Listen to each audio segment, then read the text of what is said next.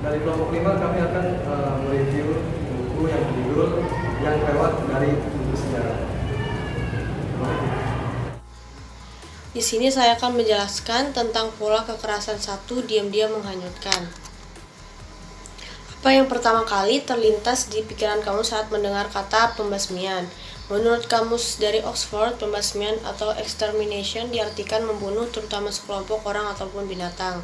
Ternyata kata pembasmian itu tidak hanya berlaku terhadap binatang dan kejahatan, tetapi juga terhadap manusia.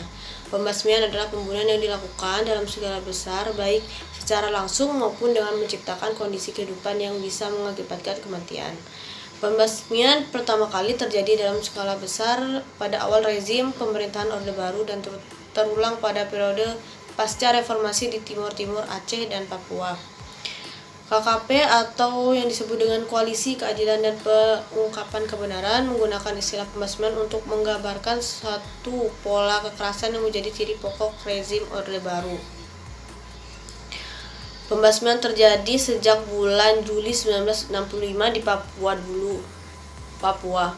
Dalam peristiwa politik tersebut, penentuan terhadap PPRA dan mengalami peningkatan skala dalam pembantaian massal 1965 sampai 1966. Mungkin kamu tidak asing lagi dengan peristiwa pembunuhan 7 perwira tinggi militer Indonesia pada tanggal 30 September 1965 yang disebut didalangi oleh salah satu partai terkuat pada masa itu, yaitu Partai Komunis Indonesia yang atau disebut dengan PKI.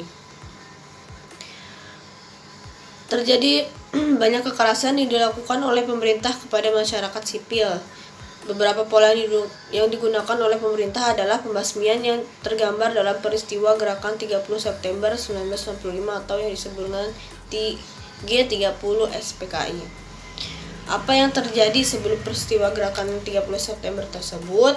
Partai Komunis Indonesia tercatat sebagai partai komunis paling besar di dunia tanpa menghitung partai komunis yang ada di Uni Soviet maupun Tiongkok. Tahun 1995 tercatat bahwa anggota aktif dari partai ini melebihi angka 3-5 juta. Belum termasuk 3 juta orang menjadi anggota pergerakan pemuda. Selain itu, PKI juga memiliki pengaruh yang kuat akan pergerakan buruh, menambahkan 3,5 juta orang lagi di bawah pengaruhnya. Ada beberapa organisasi yang disebut sebagai organisasi yang berkaitan dengan PKI, yaitu ada BTI atau Barisan Tani Indonesia, kedua ada Lekra, Lembaga Kebudayaan Rakyat, ketiga ada Pemuda Rakyat, keempat ada Gerakan Wanita Indonesia atau Gerwani, kelima ada Ikatan Pemuda Pelajar Indonesia atau yang disebut dengan IPPI. Pada tanggal 1 Oktober tersebut, dini hari terjadi pembunuhan terhadap 6 perwira tinggi militer Indonesia dan jasadnya dibuang di lubang buaya. Sejak saat itu, aksi-aksi pembersihan serta kekerasan dan pembunuhan terhadap orang-orang komunis dimulai dan terus-menerus sampai Maret 1966 di banyak wilayah Indonesia. Aksi-aksi ini mengakibatkan terjadinya pembantaian terhadap sekitar 1,5 juta orang di Indonesia.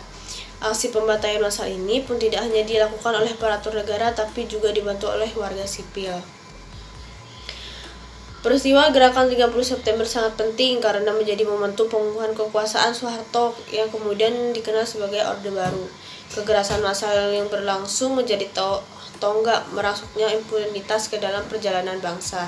Terus bagaimana bentuk pembasmian yang dilakukan? Berbagai kesaksian korban peristiwa 30 September menceritakan pengalaman mereka.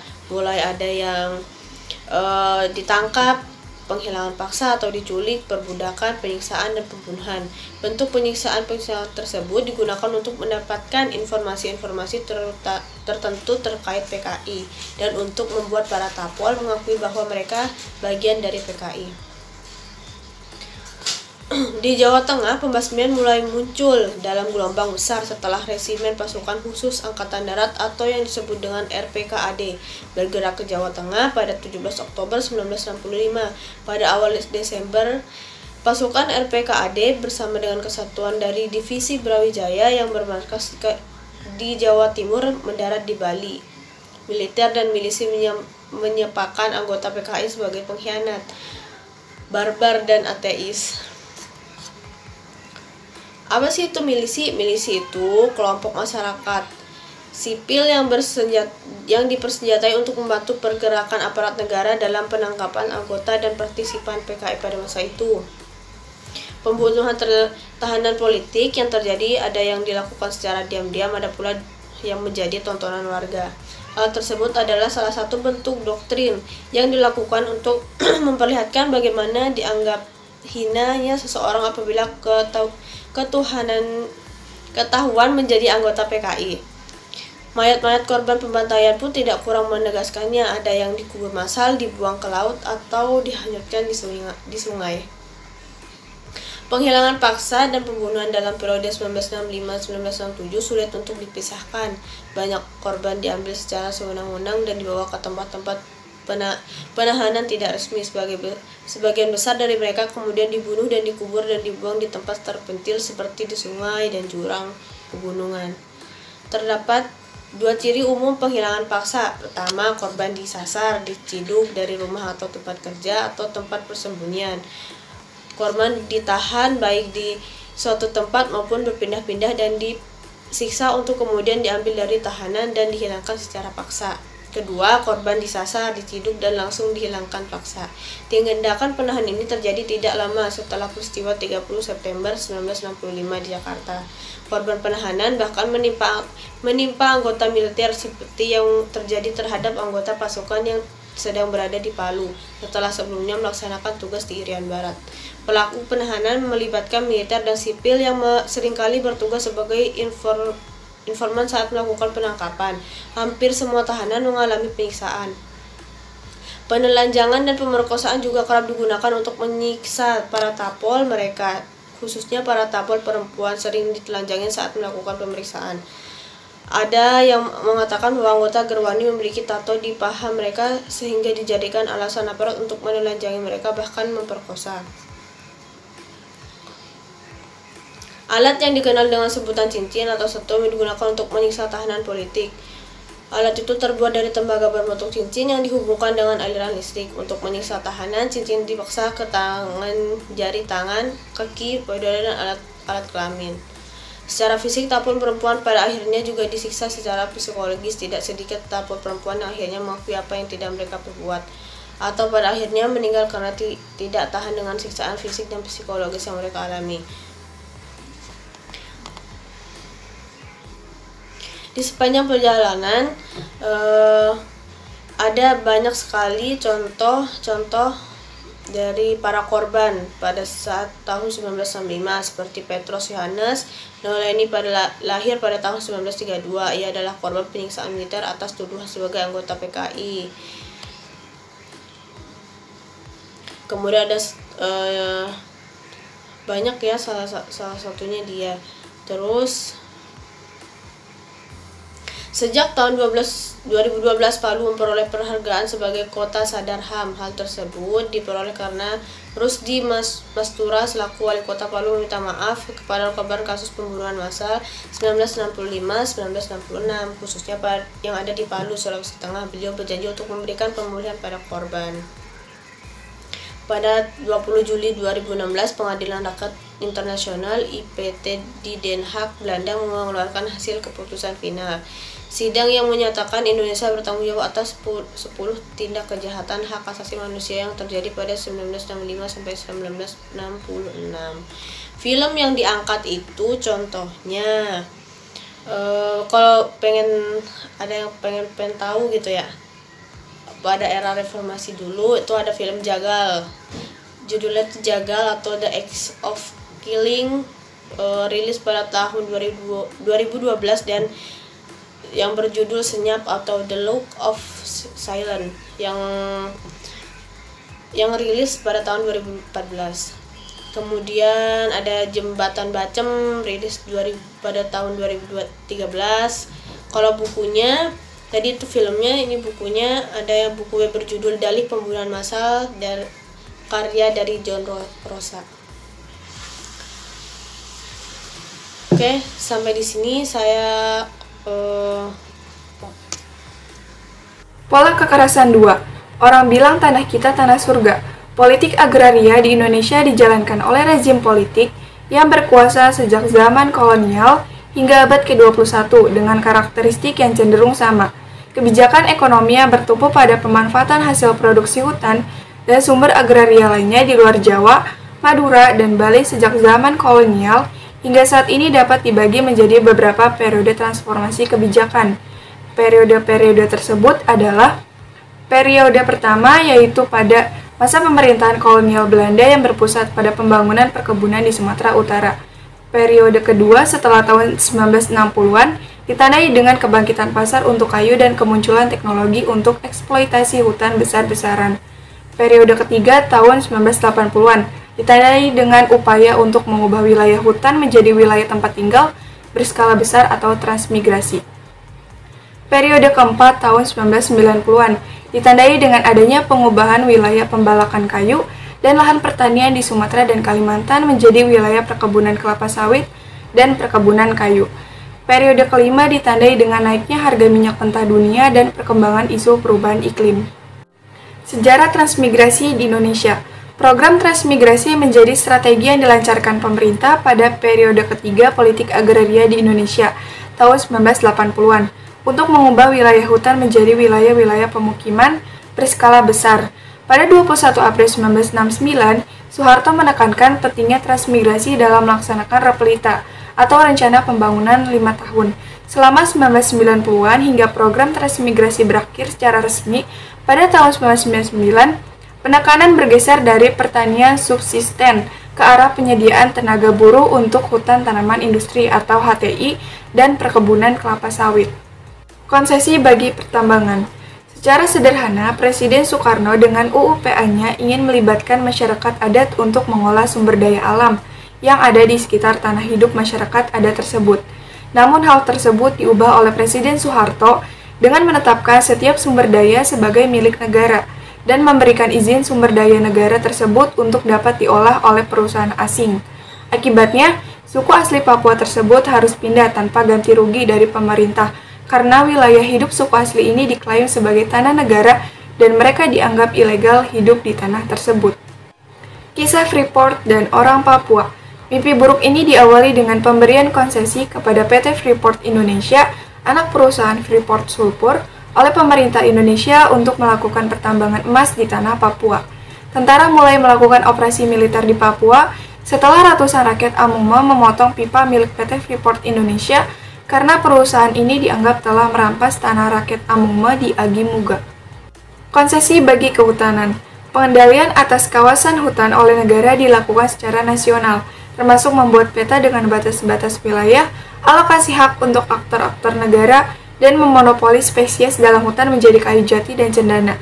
Melalui proses ini, rezim Orde Baru mengembangkan sistem lisensi resmi untuk memberikan izin penebangan kayu gelondongan atau HPH dan pengelolaan hutan tanaman industri atau HPHTI kepada perusahaan penebangan swasta dan milik pemerintah atau BUMN di seluruh pulau utama di luar Jawa. Badega, tanah petani yang dirampas. Pada tahun 1984, para petani penggarap di Badega mengajukan permohonan untuk memperoleh hak kepemilikan atas tanah bekas perkebunan PT Sintrin seluas 400 hektar yang telah lama mereka garap kepada Bupati Garut. Pada saat yang sama, PT Surya Andaka Mustika atau PT SAM, perusahaan teh asal Bandung, mengajukan permohonan hak guna usaha atau HGU atas areal tanah yang sama. Tentu dengan kesempatan membangun bisnis yang besar, pada tahun 1985, Bupati Garut Kolonel Taufik Hidayat mengeluarkan surat yang isinya menolak permintaan para petani penggarap dan memberikan HGU atas tanah kepada PT SAM. Pada tahun 1986, melalui surat keputusan Mendagri OSK 33 HGU DA 86 yang ditandatangani oleh Dirjen Agraria. Sebuah cerita seorang petani Badega. Bapak Sudin merupakan salah satu petani dari 312 petani penggarap Gunung Badega yang melawan kesewenang-wenangan pemerintah yang menolak tuntunan hak garap tanah petani dan memberikan izin usaha pada PT Surya Andaka Mustika di tanah yang sama. Pada tahun 1984, masyarakat mau mengajukan permohonan kepemilikan melalui Bupati Garut dan ditolak Bupati dengan alasan akan dijadikan perkebunan. Pada tahun 1985, Bupati Garut Kolonel Taufik Hidayat mengeluarkan surat yang isinya menolak permintaan para petani penggarap. muncul PT SAM mengobrak-abrik tanah rakyat dengan pergunakan polisi, hansip, dan tentara. Malam-malam sekitar jam 7 tanggal 30 September 1988, saya diculik dan dibawa ke kantor kecamatan Kicaga, lalu saya dijebloskan ke penjara, kata Bapak Sudin. Pola kekerasan 3. Beda itu tidak biasa. Yang pertama, geng-gengan yang berujung petaka. Pada tahun 1960-an, dunia terpecah belah karena Perang Dingin. Pada Perang Dunia Kedua, Amerika Serikat dan Uni Soviet bersatu dalam pihak sekutu untuk mengalahkan pemerintah Nazi Jerman dan pihak poros. Tingkah laku mereka sepanjang Perang Dingin mirip seperti dua teman sekelas yang sama-sama tenar, tapi iri satu sama lain. Supaya diakui ketenarannya, mereka membuat geng, dan anggota geng inilah yang akhirnya justru ribut dengan satu sama lain. Yang kedua, ekonomi sebagai panglima. Tim ekonomi Soeharto mencanangkan program ambisius Rencana Pembangunan 5 Tahun atau Repelita dengan pinjaman dana dari luar negeri. Pada Orde Baru, Soeharto memberlakukan duifungsi ABRI. Sejak duifungsi diterapkan sebagai ideologi resmi ABRI, pertumbuhan ekonomi Indonesia terbilang mengesankan.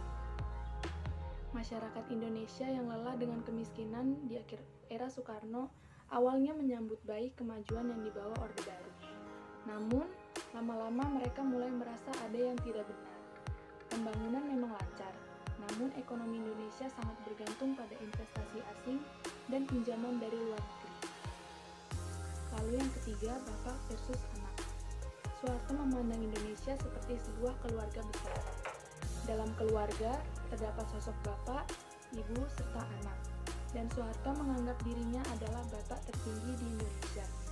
Sebagaimana keluarga pada umumnya, sang bapak bertugas sebagai pembina rumah tangga yang wajib melindungi, menyejahterakan, membangun, dan menjaga harmoni keluarga. Yang keempat, dilarang gondrong.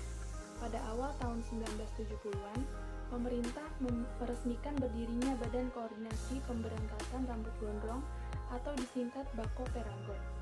Anak muda jelas merasa heran dan marah dengan kebijaksanaan ini.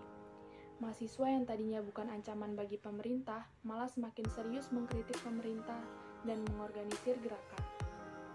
Alih-alih menekan perlawanan anak muda, pelarangan rambut gondrong malah membuat anak muda semakin berbahaya.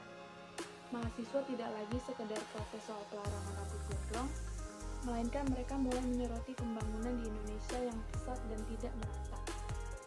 Yang terakhir, dari kampus ke mimbar.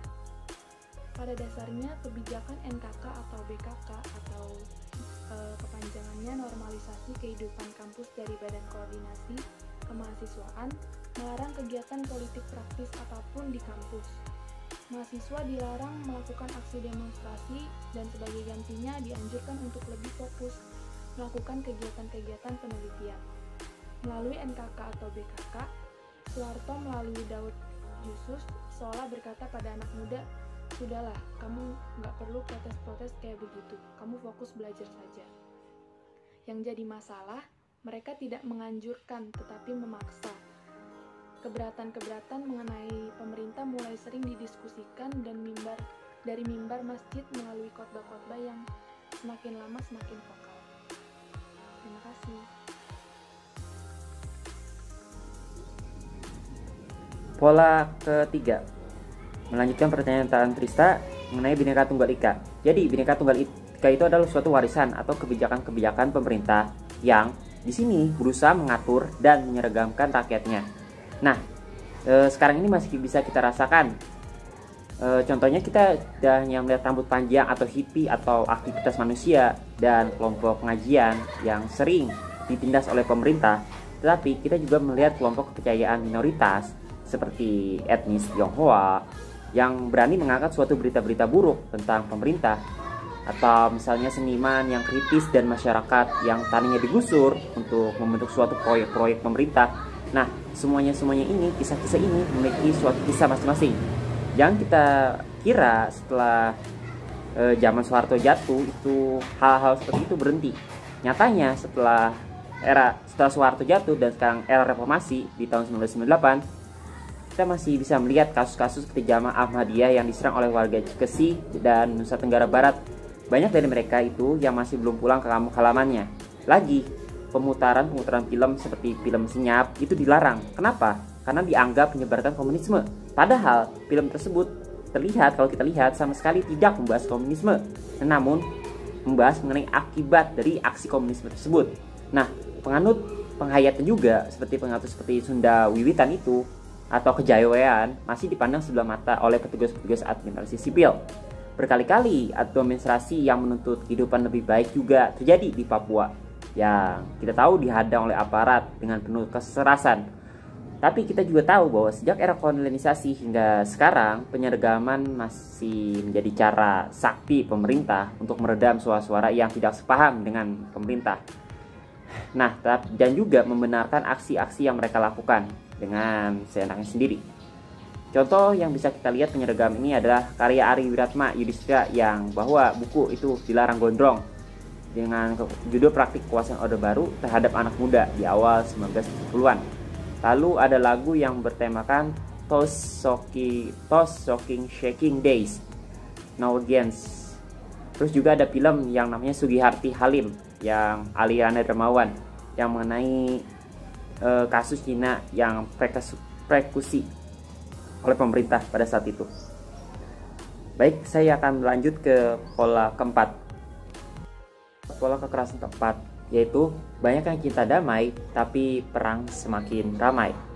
Ini untuk tema pola keempat. Jadi pola keempat ini mengenai tawuran antar warga yang contohnya bisa kita lihat terjadi di Masuji yang ada di tahun 2006. Konflik ini terjadi karena lahan yang bermula dari ditemukannya sebuah mayat yang dimana bekas luka di sekujur tubuhnya yang memicu suatu aksi pembakaran puluhan rumah warga. Nah, keadaan ini menghantui warga Masuji dan sekitarnya hingga 2 bulan lamanya. Nah, tawuran ini menyebabkan tawuran antar warga di Indonesia, dan hal ini terjadi di 2 daerah tersebut. Banyak sekali terjadi tawuran warga yang diberitakan dari ujung barat hingga ujung timur dari negara kita. Nah, ternyata tawuran antar warga ini seakan menjadi sebuah tradisi turun-temurun sejak Orde Baru. Nah, kenapa gitu? Nah, jadi saat Orde Baru berkuasa di Indonesia, masyarakat kita ini seperti ditanami suatu pemikiran bahwa kekerasan adalah jalan keluar untuk menanggapi suatu perbedaan identitas. Nah, permasalahan seperti permasalahan wilayah, perbedaan pandangan, hal-hal seperti ini menjelang akhir kekuasaan Orde Baru menimbulkan suatu bentuk peristiwa kekerasan yang menimpa banyak masyarakat. Nah, tidak kunjung surut. Hal tersebut juga contohnya menunjukkan kekerasan yang terjadi di Aceh, Papua, atau bahkan ibu kota Indonesia sendiri di Jakarta. Pada bulan Mei 1998 terjadi kerusuhan dan banyak orang menjadi korban jiwa hanya kasus satu identitas, yaitu keturunan Tionghoa. Nah, di bab diam-diam menghanyutkan sebelumnya, kita telah tahu bahwa Orde Baru berhasil mempengaruhi masyarakat Indonesia untuk bersentimen negatif terhadap isu-isu komunisme dan PKI. Nah, Orde Baru menuduh mereka yang aktif di PKI ataupun berafiliasi di PKI akan membahayakan stabilitas nasional dan wajib untuk diberantas. Nah, hasilnya itu ratusan atau ribuan orang menjadi korban dari kekejauhan militer dan banyak warga yang terpengaruh terhadap berita yang dibuat-buat ini. Nah, hal semacam ini juga terjadi di Jakarta dan juga berbagai wilayah di Indonesia. Contohnya saat kerusuhan Mei 1998, warga tersulut dengan berita-berita provokasi yang dibuat-buat bahwa krisis moneter yang terjadi pada saat itu diakibatkan oleh bisnis-bisnis orang Tionghoa. Padahal aslinya hal ini disebabkan oleh korupsi penguasa-penguasa Orde Baru yang berkepanjangan. Nah, kesenjangan-kesenjangan ekonomi tersebut yang terjadi di masyarakat inilah yang menjadi suatu dalih sebagian orang untuk melakukan suatu tindakan kekerasan kepada orang lain. Sebenarnya ada 2 hadiah yang bisa kita katakan diwariskan oleh pemerintah dari pemerintahan Soeharto, yaitu yang pertama adalah warisan kekerasan politik dan yang kedua adalah kebiasaan pemerintah untuk melakukan suatu represi demi kalimat ketahanan nasional. Nah, kekerasan politik yang dihadiahkan oleh Soekarno inilah yang menjadi peristiwa 1945, pembasmian, penahanan sewenang-wenang dan perburuan orang yang dianggap komunis di berbagai tempat memunculkan suatu ketegangan pada masyarakat di tempat tersebut. Nah, meski kejadian mencekam itu sekarang sudah berlalu lebih dari 50 tahun yang lalu, namun di Kalimantan Barat sentimen tersebut masih berkembang dan menyebabkan konflik pada tahun 1990-an di Kalimantan Barat yang merupakan wilayah yang mayoritas masyarakatnya adalah etnis Tionghoa. Diskriminasi pertama terjadi pada tahun 1967, yaitu pada saat tentara berhasil memprovokasi masyarakat Dayak untuk menyerang etnis Tionghoa. Nah, yang ditujunya itu sebagai anti komunisme dan mengusirnya ke daerah pantai. Nah, sehingga menyisakan tanah peninggalan etnis tersebut.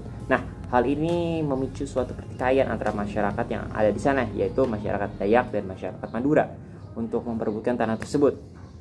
Nah, konflik ini terus terjadi hingga ada kekerasan komunal pada tahun 1997 dan 1999.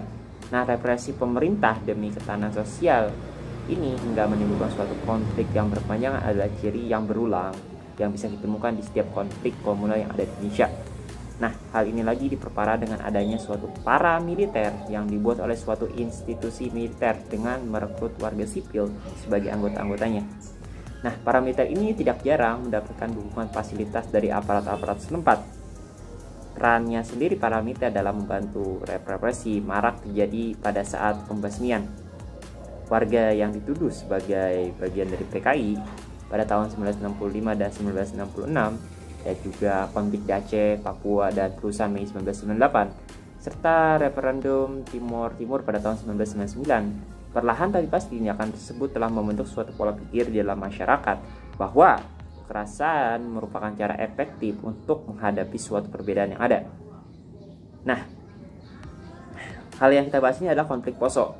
Poso merupakan sebuah kabupaten yang ada di Sulawesi Tengah yang memiliki banyak keindahan alam seperti Kepulauan Tagian, Teluk Tomori, dan atraksi wisata tahunan yang namanya itu kalau nggak salah Festival Danau Poso. Nah, daerah ini tuh sudah terbebas dari konflik antaragama yang pernah terjadi dari mimpi buruk pada kurun waktu tahun 2000 sampai 2001. Namun di tahun 2016 terdengar berita pelaku teror bernama Santoso yang ada di Poso yang ditembak mati. Nah, siapa Santoso ini? Santoso ini merupakan bagian dari Mujahidin Indonesia Timur atau MIT yang merupakan suatu kelompok radikal dari turunan Laskar Jihad. Itu suatu kelompok massa yang melakukan suatu serangan pada kelompok Kristen di Poso. Nah, di tahun 2001 banyak orang yang menganggap Santoso ini sebagai seorang pahlawan. Mengapa? Karena ia secara terang-terangan walaupun ia merupakan bagian dari ISIS, Islamic State in Iraq and Syria. Sentimen terhadap keberagaman agama dan kepercayaan ini ternyata masih berkembang di wilayah Indonesia. Dan ada di beberapa kelompok masyarakat Poso, meski hanya sedikit yang ditunjukkan sejak adanya kelompok radikal seperti MIT ini. Nah, konflik jilid 2 dari Poso ini pernah terjadi lagi saat pemilihan Bupati Poso pada awal tahun 1999. Nah, pada masa-masa pencalonan itu terjadi pertikaian antara pemuda berbeda agama di Terminal Poso yang akhirnya memicu penyerangan oleh kedua pihak dan mengakibatkan pembakaran gereja serta rumah warga. Nah, setelah pilkada di bulan Oktober 1999 muncul selebaran yang bersifat provokatif. Nah, selebaran provokatif ini menyebutkan adanya keterlibatan sejumlah pejabat-pejabat dari kelompok agama tertentu yang ada saat kerusuhan Desember 1998. Nah, meskipun aparat keamanan berhasil menghentikan penyebarannya, namun hubungan sosial antara masyarakat yang sudah terjadi konflik tersebut di Poso makin renggang. Nah, kerenggangan hubungan sosial tersebut menyebabkan masyarakat di Poso, khususnya antara kelompok Islam dan Kristen, terus terjadi semacam pecah belah. Nah, di bulan April 2000, aksi saling menyerang ini antara kelompok Islam dan kelompok Kristen ini kembali terjadi, seperti pembakaran rumah-rumah oleh kedua belah pihak dan penyebaran ke berbagai daerah seperti Kecamatan Poso Pesisir, Pamona Utara, Pamona Timur, dan Pamona Selatan. Nah, perbedaan agama menjadi senjata antara kelompok tersebut untuk menebar suatu bentuk kebencian. Suatu kebencian ini adalah hasil dari suatu konflik yang meluas di berbagai daerah di Poso. antara kelompok Islam dan kelompok Kristen, yang mereka saling ingin balas dendam satu sama lain. Sebagai penyebab akibat dari banyaknya konflik tersebut menyebabkan pengungsian besar-besaran, sekitar 50.000 warga Poso yang pergi dari daerah tersebut. Nah, situasi akhirnya dapat dikendalikan oleh pemerintah pada 20 April tahun 2000 saat penemuan antara kelompok itu meredam kebencian dan menghasilkan perjanjian untuk tidak saling terjadi konflik lagi antara kelompok agama tersebut. Ternyata hasilnya masih terus terjadi dengan konflik Poso Jilid 3. Nah, pada Mei 2000 dengan beredarnya berita bahwa setiap kelompok yang bertikai akan menyerang satu sama lain, meskipun beberapa berita tersebut tidak benar, namun di tanggal 24 Mei 2000 terjadi suatu penyerangan warga sipil oleh pejuang pemulihan keamanan Poso atau kita lebih sebut juga dikenal dengan pasukan kelelawar yang terdiri dari 12 orang. Nah, 3 diantaranya tersebut merupakan transmigran dari Flores dan dipimpin oleh Fabianus Tibo. Nah, pada periode 25 Mei sampai 2 Juni tahun 2000 penyerangannya banyak dilakukan oleh kelompok-kelompok Kristen kepada kelompok Islam di kota Poso, yang hingga pada akhirnya pimpinan kelompok Kristen terbunuh. Nah, kisah panjang yang saya ceritakan sebelumnya antara kelompok agama di Poso sedihnya masih terus berlanjut dan terus memakan korban jiwa. Pada Juli tahun 2001, Laskar Jihad atau sebuah kelompok muslim militan yang dipimpin oleh Ja'far Umar Tholib dan pasukannya banyak melakukan suatu serangan ke anggota polisi di Maluku. Ia datang ke Poso dan menambah kekuatan kelompok muslim dalam melakukan serangan-serangannya terhadap kelompok-kelompok Kristen. Nah, mereka juga ini menggunakan suatu senjata otomatis saat melakukan penyerangan, yang dimana mereka mendapatkan senjata ini ada sebuah pertanyaan. Nah, ternyata pada waktu sebelumnya di Maluku, mereka pernah mencuri lebih dari 800 senjata dari gudang senjata polisi. Nah, terdapat dugaan dari hal tersebut bahwa pasukan keamanan membiarkan aktivitas Laskar Jihad untuk mempermudah upaya mereka tersebut untuk mengembalikan suatu konflik. Nah, Laskar Jihad tersebut juga memberikan latihan tempur kepada masyarakat yang bergabung dengan mereka agar mereka dapat menjaga wilayahnya sendiri. Tentu saja anggota Laskar Jihad ini dikenal memiliki kemampuan bertempur yang bisa dibilang bisa menggunakan senjata, tapi apakah tindakan aparat membiarkan mereka menjaga suatu ketertiban merupakan suatu tindakan yang benar? Nah, nyatanya tidak. Serangan demi serangan dan laporan penyerangan tersebut dapat kita lihat. Dan akhirnya di tanggal 20 Desember 2001, 2 kelompok yang selama 3 tahun tersebut ketika di Poso menandatangani suatu bentuk kesepakatan untuk menghentikan segala bentuk pertikaian mereka, yang kita sebut dalam deklarasi Malino untuk Poso. Nah, tindakan provokasi inilah yang juga terjadi di konflik Poso dan juga konflik-konflik lainnya. Jika saat kerusuhan Mei 1998 di Jakarta ada sekelompok orang tak dikenal yang teriak-teriak anti Tionghoa dan menyebar fitnah terhadap keturunan Tionghoa tersebut, maka di Ambon dan juga Poso ada sejumlah kelompok yang berteriak-teriak menebar kebencian tersebut terhadap kelompok agama tertentu, tidak hanya Kristen. Nah, bahkan bukti bahwa kelompok tersebut melakukan hal yang sama di antara kedua belah pihak ini terjadi juga di dalam kerusuhan di Jakarta dan Ambon, yang orangnya itu tetap sama karena penampilannya terlihat sama. Nah, pengiriman pasukan keamanan yang secara besar-besaran ke daerah konflik tersebut dapat menurunkan tensi. Nah, namun kekerasan di beberapa wilayah tersebut, meskipun sudah ada perdamaian seperti itu, masih mempersulit suatu identifikasi kelompok yang saling menyerang. Nah, selain itu juga ada bukti bahwa pasukan keamanan tersebut juga terlibat dalam konflik tersebut dan memberikan dukungan pada salah satu kelompok tertentu. Nah, bahkan memulai penyerangan tersebut sendiri. Nah, pada penyerangan ke desa saya di Ambon yang terjadi pada April tahun 2002, salah seorang korban penyerangan mengaku melihat penyerangan berpakaian loreng dan menutup mukanya, menobrak-dobrak rumah dan mulai menembaki warga yang tinggal di rumah. tersebut. Nah, pembentukan para militer oleh pasukan keamanan negara yang tujuannya awalnya menjaga keamanan itu juga nyatanya menjadi suatu bentuk konflik antar warga yang ada di Indonesia. Tidak hanya di Poso dan di Ambon, ketika penduduk sipil yang dilatih menjadi suatu paramiliter ini dapat menggunakan senjata api, aksi kekerasan dianggap sebagai hal yang benar oleh mereka dan sudah mendapatkan suatu bentuk pendidikan dari militer.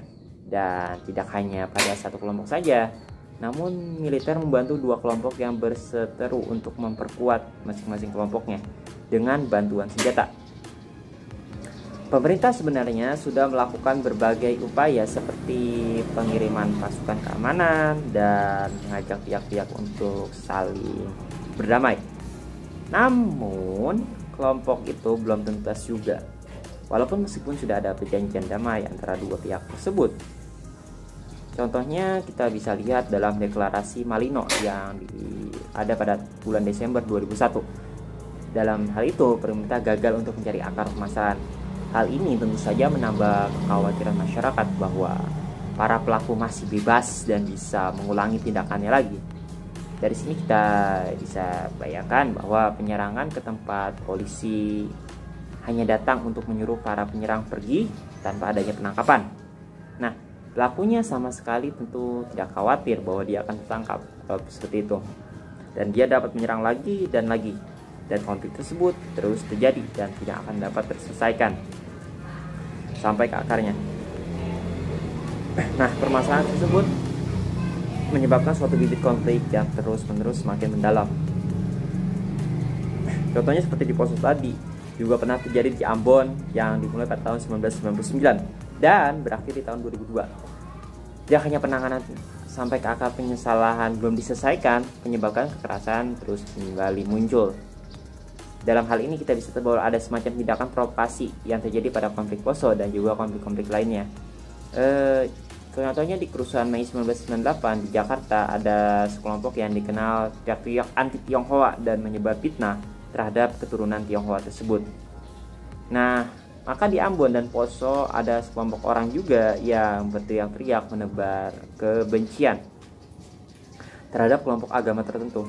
Bahkan ada bukti bahwa kelompok tersebut adalah orang yang melakukan provokasi dalam kerusuhan di Jakarta dan Ambon. Nah, orang-orang yang sama tersebut menyebabkan konflik ini terus berulang. Dari pola ini dapat kita tahu bahwa provokasi itu mestinya masyarakat bisa tahu bahwa kapan mereka bisa menjaga diri dari provokasi tersebut dan kapan mereka bisa terjun dari provokasi tersebut. Nah, pola konflik seperti ini nyatanya terus berulang dan kita tidak pernah tahu kapan konflik akibat provokasi ini bisa berhenti. Untuk itu, dari saya sendiri memandangnya kita membutuhkan suatu segi pendidikan bagi masyarakat tersebut agar konflik-konflik ini tidak terjadi lagi dan agar keadaan damai bisa terwujud. Itu adalah kesimpulan yang saya ambil dari pola keempat ini. Terima kasih. Baik, melanjutkan dari pembahasan teman saya. Di sini saya akan membahas halaman 51 sampai 52. Nah, saya akan membahas sedikit tentang komodifikasi, membahas lagi bahwasannya komodifikasi adalah proses mengubah sesuatu yang tidak memiliki nilai jual sesuai dengan kebutuhan pasar. Nah, dari situ banyak hal yang terjadi akibat adanya penyelewengan kata komodifikasi sendiri. Nyatanya, pemerintah daerah atau pusat dengan sistem desentralisasi atau otonomi daerah tidak menerapkan komodifikasi dengan baik. Jadi banyak rakyat yang mengalami kerugian, terutama tanah yang mereka miliki dan kelola. Akhirnya hilang karena ulah pemerintah itu sendiri, terutama di daerah pedesaan. Sekarang saya akan membahas pola kekerasan 5 dipaksa berencana di halaman 109 sampai 123. Poin pertama itu tentang KB, hak reproduksi perempuan. Nah, bahwasannya KB adalah program musik pemerintah yang dijalankan pada masa pemerintahan Soeharto. Nah, di situ banyak sekali kendala atau permasalahan yang terjadi disebabkan karena kurangnya informasi kepada masyarakat terkait pemakaian alat kontrasepsi KB.